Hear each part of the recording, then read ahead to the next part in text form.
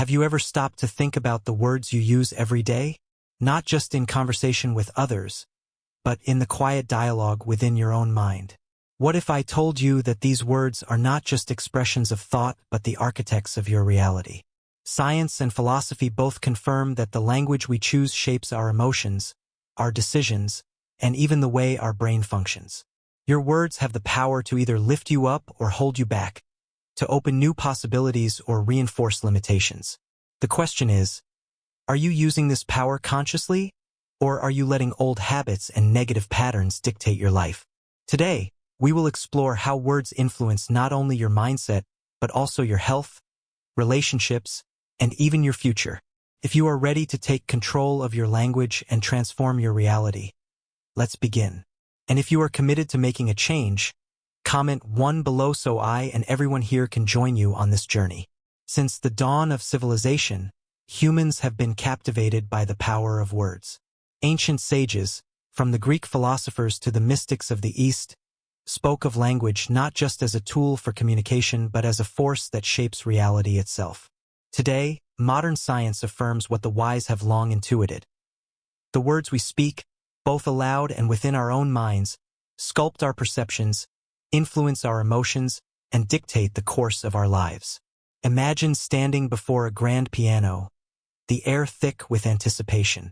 You press a single key, and the vibration sends waves of sound rippling through the room. Language operates in much the same way. Every word you utter, every phrase you repeat, is a note in the grand symphony of your mind. Neuroscientists have discovered that words are not just passive symbols but active agents of transformation. When you tell yourself, "I am too old to learn new things," you are not merely expressing a thought, you are reinforcing a neural pathway that makes that belief more deeply ingrained. The brain is not a rigid structure, fixed in place like a stone monument. It is malleable, adaptable, constantly rewiring itself based on the patterns we feed it. This phenomenon, known as neuroplasticity, means that with intentional use of language, you can literally reshape the architecture of your mind. Dr. Andrew Newberg, a neuroscientist at Thomas Jefferson University, conducted groundbreaking research showing that positive words like love and peace can activate the brain's prefrontal cortex, the area responsible for reasoning and problem-solving. Conversely, negative words stimulate the amygdala, the brain's fear center, flooding the body with stress hormones like cortisol. This explains why a single harsh criticism can linger for days, while a compliment often fades within moments. When we repeatedly speak in a negative manner, "I am always tired" or "life is just getting harder," we are not just describing reality. We are programming our minds to experience the world through that lens. But this power is not confined to self-talk. Language is the lens through which we interpret the world. Take, for instance, a rainy day. One person might look out the window and sigh, "What a miserable day." Another might say, "What a blessing. The earth is being nourished." The external reality is the same, yet the internal experience could not be more different. In a fascinating experiment, cognitive scientist Lera Boroditsky studied an indigenous Australian community whose language does not use words like left and right, but instead relies on absolute directions: north, south, east, and west. The result? Their sense of spatial orientation is vastly superior to that of Westerners. This study reveals something profound: the words we use don't just describe our reality. They shape how we navigate it. Consider the implications of this in your own life. If you wake up each morning telling yourself, "I'm getting weaker," your brain will seek evidence to confirm that belief. You will notice every ache, every forgotten name, every moment of fatigue, and interpret them as signs of decline. But what if, instead, you declared, "My body is learning to adapt, and I am discovering new strengths every day"? The shift may seem small, but to the brain it is monumental. This is not about denying reality or pretending that challenges don't exist. It is about choosing language that opens doors rather than closes them. This principle is especially powerful when it comes to aging. In a landmark study at Yale University, psychologist Dr. Becca Levy found that individuals with positive perceptions of aging lived an average of 7.5 years longer than those with negative views. Just pause and consider that. Your words, your thoughts, your beliefs, these invisible forces have the power to extend your very lifespan. Levy's research revealed that people who viewed aging as a time of growth and wisdom were more likely to remain active, engage in fulfilling relationships, and recover more quickly from illness. Those who saw it as a period of inevitable decline were more prone to isolation, chronic stress, and disease. The good news is that you are not a prisoner of past conditioning. The brain, with its remarkable adaptability, can be trained at any age. Even if for decades you have spoken in ways that reinforce limitation, you can begin today to speak in ways that foster expansion. Start with small changes. Instead of saying, "I'm too old to change," try, "I have a lifetime of experience that makes me adaptable."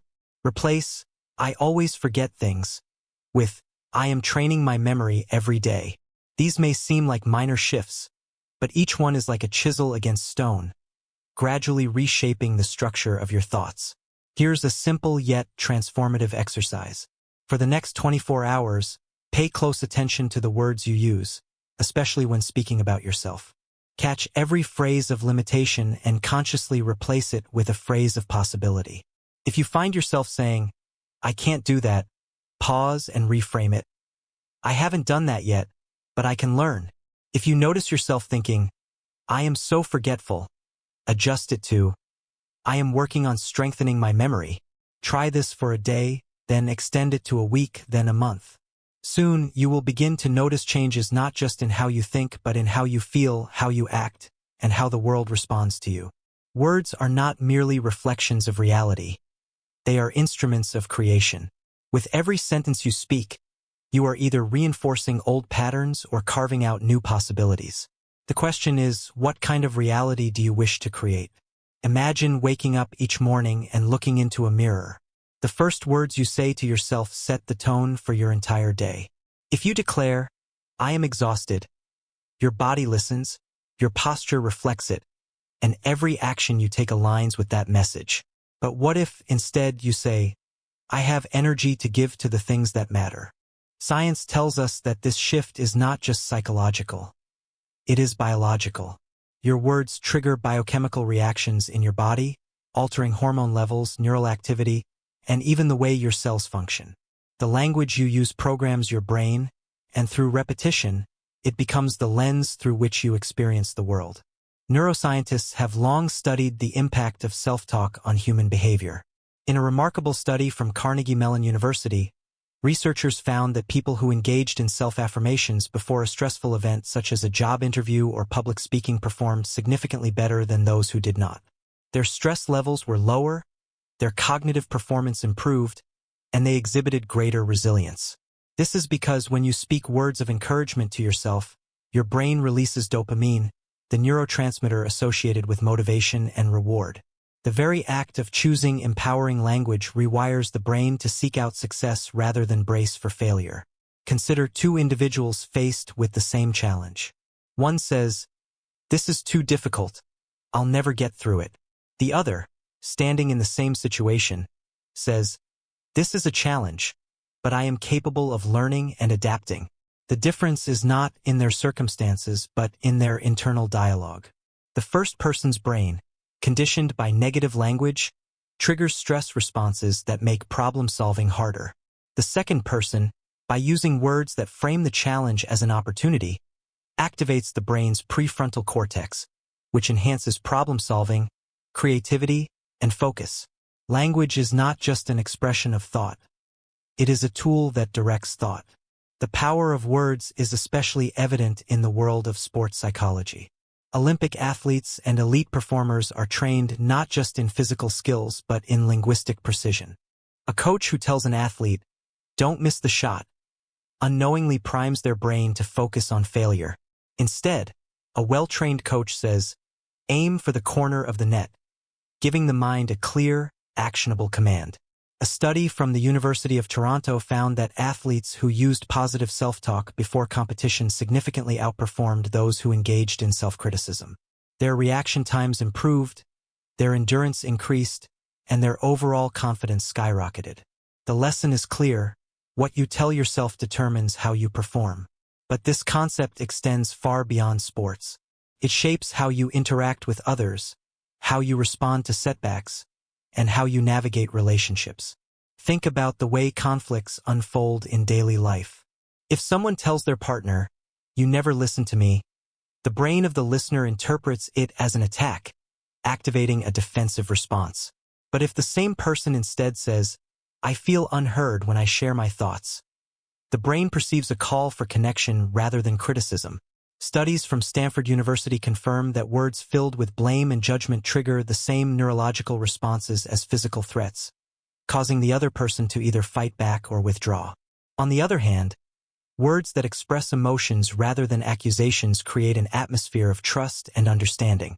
The way you phrase your words can determine whether a conversation builds a bridge or a wall. The language you choose also influences your physical health.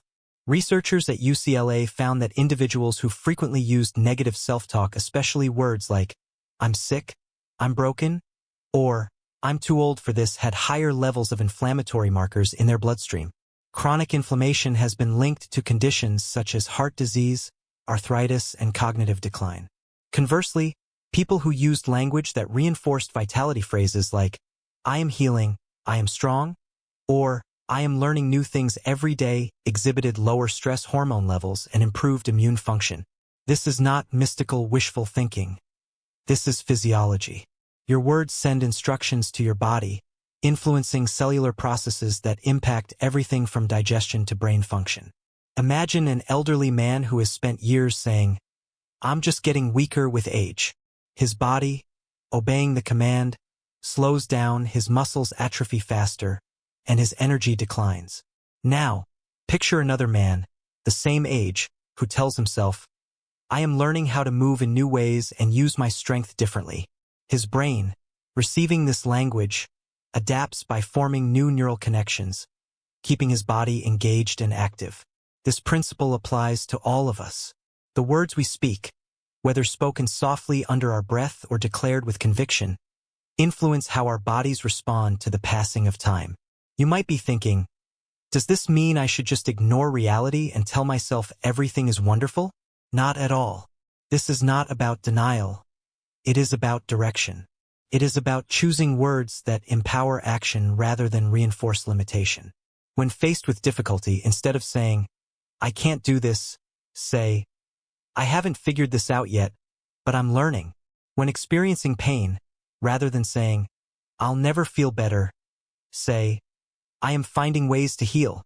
Small changes in language create monumental shifts in experience.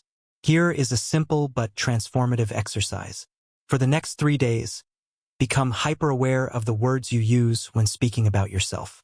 Each time you catch yourself using limiting language, pause and reframe the sentence into one of possibility. If you find yourself saying, "I'm too old to start something new," stop and rephrase it. "I have a lifetime of wisdom that makes learning even more meaningful now." If you say, "I always forget things," shift to, "I am training my memory to stay sharp." This practice is not just about thinking positively. It is about training your brain to function at a higher level. Words shape your reality, whether you realize it or not. They influence how you see yourself, how others perceive you, and even how your body responds to stress and change. The question is, how will you use this knowledge? Will you continue speaking in ways that reinforce limitation, or will you begin to choose words that build a stronger, more capable version of yourself? The choice is yours, and it starts with the very next sentence you say. There comes a moment in life when we begin to reflect not only on where we are but on how we got here. We trace back through the years, the choices, the turning points, and we begin to see patterns not just in our actions but in our words. The language we have used, the stories we have told ourselves, and the way we have described our experiences have shaped not only our perceptions but our very reality. If words have the power to influence our emotions, our decisions, and even our biology, then the question is no longer whether language matters but how we can use it as a tool for transformation. In the digital age, words travel faster and further than ever before. Every day, we are exposed to a flood of language, shaping our thoughts in ways we may not even realize. A study from MIT found that people who are consistently exposed to negative language, whether in news, social media, or conversation exhibit higher levels of stress and anxiety. The brain absorbs the words we consume, internalizing them as part of our worldview. If we are constantly surrounded by messages of fear, division, and scarcity, we begin to perceive life through that lens. On the other hand, individuals who actively engage with uplifting, constructive language through books, conversations, or affirmations demonstrate greater resilience, optimism, and cognitive flexibility. This means that every word we choose to engage with is either reinforcing a world of limitation or expanding a world of possibility. Language is not just about the words we speak to ourselves. It is also about how we communicate with others. Relationships, whether with family, friends, or colleagues, are built on a foundation of words. The way we phrase our thoughts can either strengthen a connection or weaken it. A study at Stanford University found that when people used collaborative language words like "we," "together," or "I understand," they were far more likely to resolve conflicts successfully than those who used accusatory language such as "you never" or "you always." Words shape emotional climates. In a marriage, a simple shift from "you never listen to me" to "I feel unheard and would love to share my thoughts with you" can turn defensiveness into dialogue. In friendships, replacing "you let me down" with "I was really hoping for your support" can transform resentment into understanding. The way we phrase our words dictates not just the outcome of a conversation but the quality of the relationship itself. This principle extends beyond personal interactions into the realm of leadership, influence, and even history. Great leaders have always understood that words are the architects of collective reality. When John F. Kennedy declared, "Ask not what your country can do for you, ask what you can do for your country," he was not merely making a speech. He was reshaping the American mindset. When Martin Luther King Jr. stood before the world and said, "I have a dream," he was not describing the present, but calling forth a future shaped by vision and conviction. In every great movement, in every turning point in history, words have been the catalyst for change. They are not just passive reflections of reality. They are active forces that create it. Perhaps one of the most fascinating discoveries in modern neuroscience is the way language influences not only individual lives but collective behavior.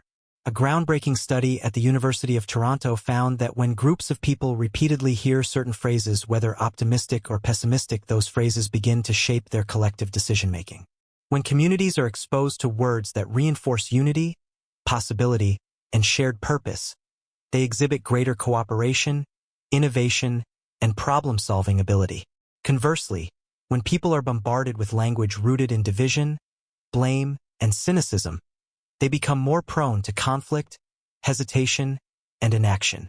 This means that the words we choose don't just affect our own lives. They contribute to the energy of the world around us. But how do we apply this in our daily lives? The answer begins with conscious awareness. The first step is to recognize the words you use most frequently. Pay attention to the phrases that surface in your thoughts and conversations. Are they words that empower or words that limit? Do you describe challenges as impossible or as opportunities to grow? Do you talk about aging as a time of decline or as a season of wisdom and renewal? The second step is intentional rephrasing. This does not mean ignoring difficulties, but rather choosing language that creates possibility rather than reinforcing limitation. Instead of saying, "I'm too old for this," try, "I am learning new things every day." Instead of, "I don't have the energy I used to," try, "I am finding new ways to take care of my body and mind." Small shifts in language create profound shifts in experience. One of the simplest yet most powerful exercises is the 21-day language challenge. For the next 3 weeks, commit to eliminating negative self-talk and replacing it with empowering statements. Write down the words you most frequently use to describe yourself and your life, and replace any limiting phrases with ones that expand your possibilities. If you have always said, "I'm terrible with technology," try, "I am learning new things at my own pace." If you have told yourself, "I always forget names," try, "I am improving my memory with practice."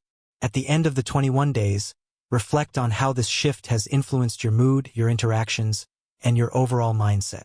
Studies show that it takes approximately 3 weeks to form a new habit, And by consciously choosing the words you use, you are actively rewiring your brain for greater confidence, resilience, and clarity. The truth is, you have been shaping your world with words your entire life.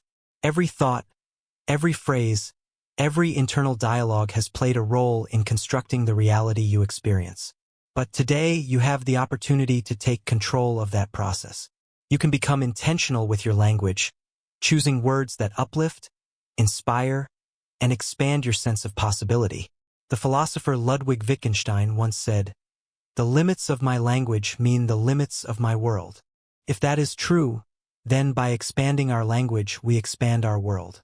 The question is no longer whether words shape reality, it is whether you will use them consciously to create the life you truly desire. What will you say to yourself today? What world will you build with your words? The answer is entirely in your hands.